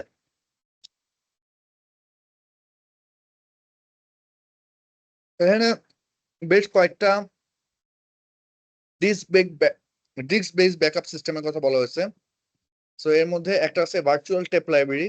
Virtual tape library has behave like a conventional tape library, but data are stored on a disk array. So আগে যে এরকম টেপ ছিল, বড় বড় টেপ ছিল, এই ধরনের টেপের মধ্যে ডাটা রাখা হইতো বড় বড় ইয়ের মধ্যে। আপনারা পুরানকালের সিনেমা দেখতেন যে মুভি লাইব্রেরিতে যখন যাইতো তখন দেখতেন যে এরকম বড় বড় টেপ থাকতো, এরকম গোল গোল টেপের মধ্যে বিভিন্ন র্যাক করা থাকতো, র্যাকের মধ্যে এই টেপ গুলো রেখে দিত। বাট এখন ওরকমই, বাট এটার মধ্যে কি থাকে, ডাটা থাকে হচ্ছে কি ডিস্কের মধ্যে সেভ থাকে, টেপের মধ্যে না থাকে ডিস্কের মধ্যে থাকে।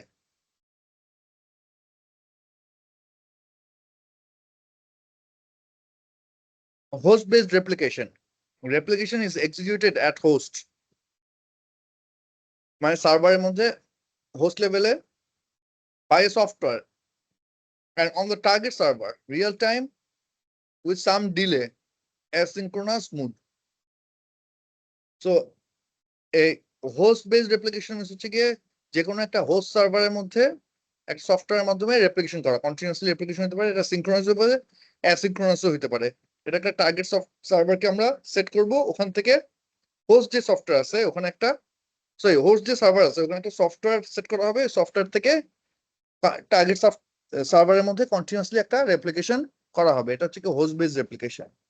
আচ্ছা, disk array based replication same as host based replication, but replication is performed at disk array level hidden from the servers and application. So এটা যখন সার্ভারের মধ্যে হবে এটা কি হবে, ডিস্কের মধ্যে হবে। সো এটা কোন অ্যাপ্লিকেশন কিংবা সার্ভারের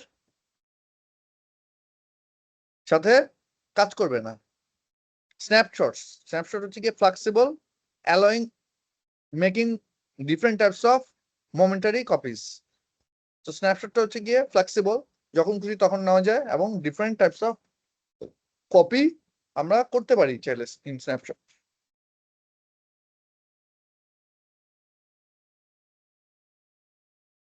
So periodic backup procedure. So আমি ব্যাকআপ করব বিভিন্ন ধরনের মেথডে ব্যাকআপ করব, ব্যাকআপ সিস্টেম বানানো, কিন্তু এই প্রসিডিউরটা কি হবে? পিরিয়ডিক যে আমি ব্যাকআপ গুলো করব, এটা প্রসিডিউরটা কি হবে? Both data and software file can be backed up on a periodic basis. Data এবং সফটওয়্যার ফাইল বোথটাই কিন্তু আমাকে, আমি ডেটা করলাম সফটওয়্যার করলাম না, তখন কিন্তু আমার ডেটাগুলো কাজ করবে না, আবার সফটওয়্যার করলাম ডেটা করলাম না, তখন কিন্তু আমার কাজে লাগবে না। তাই কারণে দুইটাই আমার পিরিয়ডিক বেসিসে ব্যাকআপ করতে হবে। Scheduling is easily accomplished by automated backups or media management system or scheduling software or agents. তো scheduling করে আমরা ইজিলি এই কাজটা কমপ্লিট করতে পারি, এবং এটার জন্য বিভিন্ন ধরনের automated backup media management software অথবা শিডিউলিং সফটওয়্যার আছে, যারা কিনা এই ব্যাকআপ গুলো করে দেয়। ফ্রিকোয়েন্সি, কি কি ফ্রিকোয়েন্সিতে আমি করবো এটা, সেটা আমাকে সেট করে নিতে হবে। টাইপ, কোন টাইপের ব্যাকআপ আমি করতে চাই সেটা আমাকে করতে হবে। যেটা হচ্ছে গিয়ে ফুল ব্যাকআপ, আমি চাইলে প্রতিবারই ফুল ব্যাকআপ নিতে পারি। আবার আমি কি করতে পারি? Incremental backup, means delta since last incremental আর ফুল ব্যাকআপ। ওখান থেকে লাস্ট আমি যতটুকু ব্যাকআপ নিয়েছি তারপরে যতটুকু আমার হয়েছে ওটুকু পর্যন্ত ইনক্রিমেন্টাল নিব অথবা ফুল ব্যাকআপ নেব। আর ডিফারেন্সিয়াল ব্যাকআপ মিনস আমি চেক করব গতবার কতটুকু ব্যাকআপ নিচ্ছি, এইবার কি ব্যাকআপ নিচ্ছি, এর মধ্যে যতটুকু ডিফারেন্স শুধু ততটুকুই আমি ব্যাকআপ নিব। তো 3 ধরনের ব্যাকআপ আমি নিতে পারি। এর মধ্যে মেথডস অফ রোটেশন। সো আমি কখন ফুল ব্যাকআপ নিব, কখন ইনক্রিমেন্টাল ব্যাকআপ নিব, কখন আমি ডিফারেন্সিয়াল ব্যাকআপ নিব, এটার একটা মেথড আছে। এই মেথডটার নাম হচ্ছে গিয়ে গডফাদার সন। হ্যাঁ, most common godfather son, most common একটা method. So grandfather, sorry godfather, grandfather father son. হ্যাঁ, সো এইটা daily backups are made over a week. So এই যে ডেইলি ব্যাকআপ যেটা আমরা নিব, তখন আমরা ওটাকে নিব, আমরা ওটা নিব আমরা হচ্ছে গিয়ে ইনক্রিমেন্ট, ডেইলি ব্যাকআপটা হচ্ছে গিয়ে ডিফারেন্সিয়াল ব্যাকআপ মিনস আমরা সান মানে ডেইলি ব্যাকআপ নিব। সো ডেইলি ব্যাকআপ যখন নিচ্ছি, final backup can be take weekend becomes a week backup. মানে আমি ফাইনাল একটা উইকেন্ডে আমি আরেকটা ব্যাকআপ নিব, এটা নিলাম হচ্ছে কি ইনক্রিমেন্টাল ব্যাকআপ, এটা উইকেন্ডে নিব এবং এটা একটা উইকেন্ড ব্যাকআপ হয়ে যাবে। এবং earlier daily backups media rotated for reuse. আগের যে ব্যাকআপ গুলো নিচ্ছি এগুলোকে আবার কি করবো, রোটেট করে রিউজ করবো, এরকম করে ডেইলি এবং মান্থ এন্ডে গিয়ে আমি আরেকটা ব্যাকআপ নিবো, এটা একটা ফুল ব্যাকআপ নিব। সো আমি ডেইলি যেটা নিব সে হচ্ছে কি সান, আর উইকলি যেটা নিব এটা হচ্ছে ফাদার, আর মান্থ এন্ডে যেটা নিব সে হচ্ছে কি গ্র্যান্ডফাদার। সো এইভাবে করে আমরা ব্যাকআপ গুলো শিডিউলিং করতে পারি।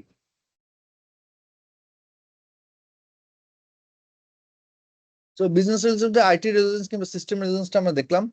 সো এর মধ্যে বিজনেস কন্টিনিউটি প্ল্যানিংটা আছে। বিজনেস কন্টিনিউটি প্ল্যানিং এর মধ্যে risk assessment and analysis is very important. So how business continuity planning work, এটা আমরা একটা ডায়াগ্রামের মধ্যে দেখানো হয়েছে। এটা হচ্ছে প্রজেক্ট প্ল্যানিং। ফার্স্টে প্রজেক্ট প্ল্যানিং করতে হবে, যে কোনো একটা যখন কাজ করতে যাব সেটার জন্য একটা প্রজেক্ট প্ল্যানিং করতে হবে। তারপর হচ্ছে রিস্ক অ্যাসেসমেন্ট অ্যানালাইসিস করতে হবে, মিনস আমি যে প্রজেক্টটা করছি প্ল্যানিং করছি সেটার রিস্ক অ্যাসেসমেন্ট এবং অ্যানালাইসিস করতে হবে। তারপর এটা বিজনেস ইম্প্যাক্ট অ্যানালাইসিস করতে হবে, যে আমার ওটার বিজনেস ইম্প্যাক্ট আসলে কি।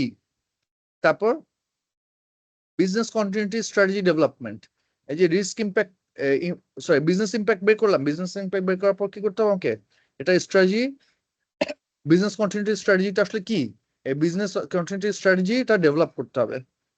তারপরে স্ট্র্যাটেজি এক্সিকিউশন, এটাতে যেতে হবে বিজনেস কন্টিনিউটি প্ল্যান ডেভেলপমেন্ট। হ্যাঁ, একই জিনিস না, স্ট্র্যাটেজি ডেভেলপমেন্ট পর স্ট্র্যাটেজি এক্সিকিউশন করে আমার বিজনেস কন্টিনিউটি প্ল্যান ডেভেলপমেন্ট করতে হবে। তারপর হচ্ছে গিয়ে বিজনেস কন্টিনিউটি অ্যাওয়ারনেস ট্রেনিং করতে হবে এবং বিজনেস কন্টিনিউটি প্ল্যান টেস্ট করতে হবে। আমি অ্যাওয়ারনেস করবো, অ্যাওয়ারনেস ট্রেনিং করে আমি কি করব, প্ল্যান যেটা করছি, যেটা স্ট্র্যাটেজি সেট করছি, প্ল্যান সেট করছি, ওটাকে আমি কি করব, একটা টেস্টিং করব এবং business continuity plan monitoring and maintenance and updating. Testing করার পর আমরা দেখবো যেটা ঠিকমতো চলতেছে কিনা, মনিটর করব, মেইনটেনেন্স করব এবং আপডেট করব। Again it comes to a new project planning.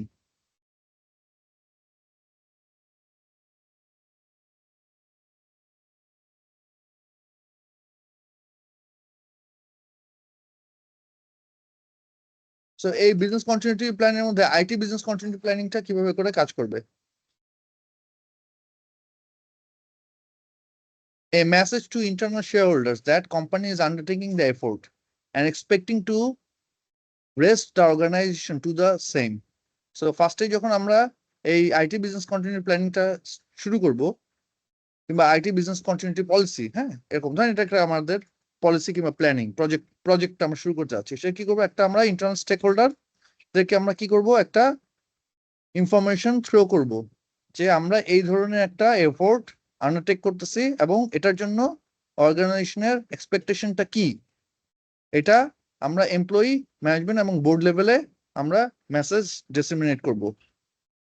দেন আমরা কি করব, এই মেসেজটা to the stakeholder, external স্টেক হোল্ডার্সদের কাছে এই মেসেজটা আবার ডিসেমিনেট করব কি, that the organisation is treating its obligation seriously.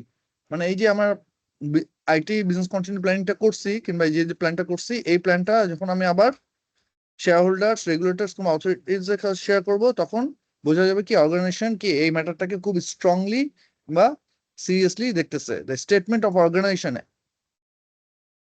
Empowering those who are responsible for business continuity. এবং আমার অর্গানাইজেশন একটা স্টেটমেন্ট সেট করতে হবে কি, আমার বিজনেস কন্টিনিউটির জন্য যারা রেসপন্সিবল থাকে তাদেরকে এম্পাওয়ার করার জন্য স্টেটমেন্ট সেট করতে হবে।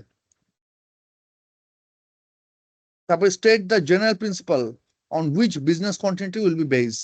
সো বিজনেস কন্টিনিউটি আসলে যে কাজ করবে, এটা একটা জেনারেল প্রিন্সিপাল আমাকে তৈরি করতে হবে। Means how this will work and who who will do what, এই জিনিসগুলো একটা জেনারেল প্রিন্সিপালের মাধ্যমে সেট করতে হবে। এ business continuity plan should be proactive.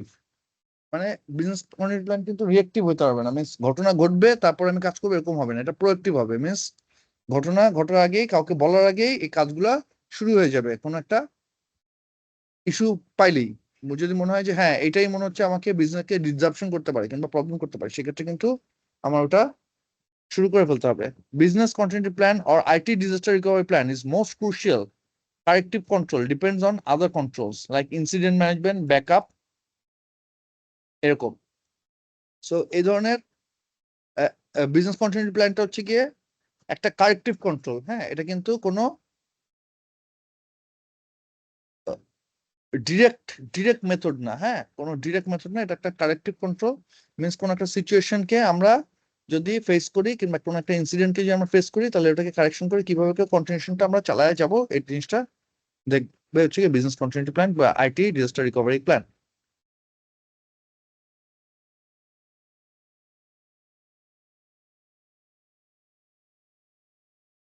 The first step of preparing a new business continuity plan or updating an existing one is to identify the business process which are responsible for permanent growth of business or fulfillment of business goal. So first stepটাই হচ্ছে গিয়ে আমার বিজনেসের প্রসেসটাকে identify করা। যদি আমি বিজনেসের প্রসেসটা ঠিকমতো আইডেন্টিফাই করতে না পারি, তাহলে কিন্তু আমার এই বিজনেস কন্টিনিউটি প্ল্যানটা ঠিক মতন আমরা তৈরি করতে পারবো না। এবং এইটার জন্য আমাদের ফোকাস করতে হবে কোথায়, যে বিজনেসের পার্মানেন্ট গ্রোথ কোথায় হবে, অথবা বিজনেস গোল ফুলফিলমেন্ট হবে কোন জায়গাটায়, কিভাবে কাজ করলে বিজনেস গোলের সাথে এটা অ্যালাইনড, এই জিনিসটা আমাদেরকে ফার্স্টে বিজনেস প্রসেসের মাধ্যমে আইডেন্টিফাই করে নিতে হবে। and should be supported by formal executive policy and overall target of the recovery. তার মানে এটা একটা এক্সিকিউটিভ পলিসি, ফর্মাল এক্সিকিউটিভ পলিসির মাধ্যমে সাপোর্ট করা থাকবে। মিনস আমি বললাম, মুখে মুখে বললাম, যে আমি এটা করলাম, ওটা করব, এটা করব, ওটা করব, এরকম না হয়ে এটা একটা ফর্মাল এক্সিকিউটিভ পলিসি হবে। রিস্ক অ্যাসেসমেন্টটা কিভাবে করা হবে? Establishing dependencies among critical business process and IT component. So এখানে ক্রিটিক্যাল বিজনেস প্রসেস কিংবা আইটি কম্পোনেন্ট যেগুলো আছে এগুলোর মধ্যে কি কি ধরনের ডিপেন্ডেন্সিস আছে এটা আগে আমাকে রিস্ক অ্যাসেসমেন্ট করার জন্য বের করতে হবে, যে কোন কম্পোনেন্টটা আসলে কোনটার উপর ডিপেন্ডেন্ট, কিংবা আমাদের বিজনেস প্রসেস যেগুলো আছে কোন প্রসেসটা কোনটার উপর ডিপেন্ডেন্ট, এই জিনিসটা আমাকে আগে বের করতে হবে। সেটা বের করার জন্য আউটকাম গুলো আমাকে দেখতে হবে। আউটকাম গুলো কি কি আছে? Human resource, data, infrastructure element and other resources that support the key process. So এগুলোর মধ্যে এই যে human resource, data, infrastructure element এগুলা কে কোন কোন কি প্রসেস কে সাপোর্ট করে। লিস্ট অফ ভালনারেবিলিটিস, কি কি ধরনের ভালনারেবিলিটিস আমার অর্গানাইজেশনের মধ্যে আছে। Estimate probability of occurrence. তো এই যে ভালনারেবিলিটিস গুলো আমরা দেখলাম, কিংবা আউটকাম কোন কোন প্রসেসটা কাকে সাপোর্ট করে, কিংবা কোন রিসোর্সটা কাকে সাপোর্ট করে, এটার ক্ষেত্রে প্রবাবিলিটি অফ রিস্ক অকারেন্স কতটুকু এটা আমরা এস্টিমেট করব। Efficiency and effectiveness of existing risk mitigation control. So এখন এক্সিস্টিং যে রিস্ক মিটিগেশন কন্ট্রোল আছে হোয়াট এভার, এই রিস্ক মিটিগেশন কন্ট্রোলের এফিসিয়েন্সি বা এফেক্টিভনেসটা আমরা মেজার করব। এবং dependencies map with threat to the vulnerabilities of the components and dependencies. So dependency map আমরা তৈরি করব কি বিভিন্ন ধরনের থ্রেড দিয়ে, যে এইটা হইলে এটা হবে, এটা হইলে এটা হবে, এটা না হলে এটা হইতে পারে। সো এই ধরনের বিভিন্ন ধরনের থ্রেড অথবা ভালনারেবিলিটিস কম্পোনেন্ট দিয়ে আমরা ডিপেন্ডেন্সিস ম্যাপ তৈরি করব। এটা রিস্ক অ্যাসেসমেন্টের পার্ট। হ্যাঁ,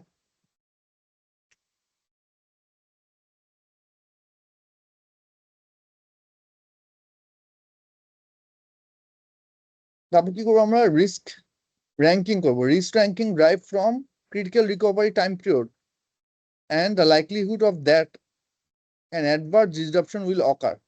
So এই যে রিস্ক অ্যানালাইসিস করলাম, রিস্ক অ্যানালাইসিস করার পর আমরা কি করব? আমরা এটা রিস্ক র্যাঙ্কিং করব। রিস্ক র্যাঙ্কিংটা কি? রিস্ক র্যাঙ্কিংটা হচ্ছে গিয়ে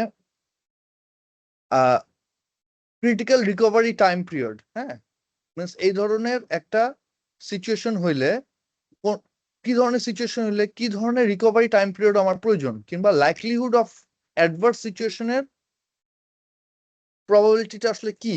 হ্যাঁ, এটা দিয়ে আমি একটা রিস্ক র্যাঙ্কিং করব। So for example, that an incident will assess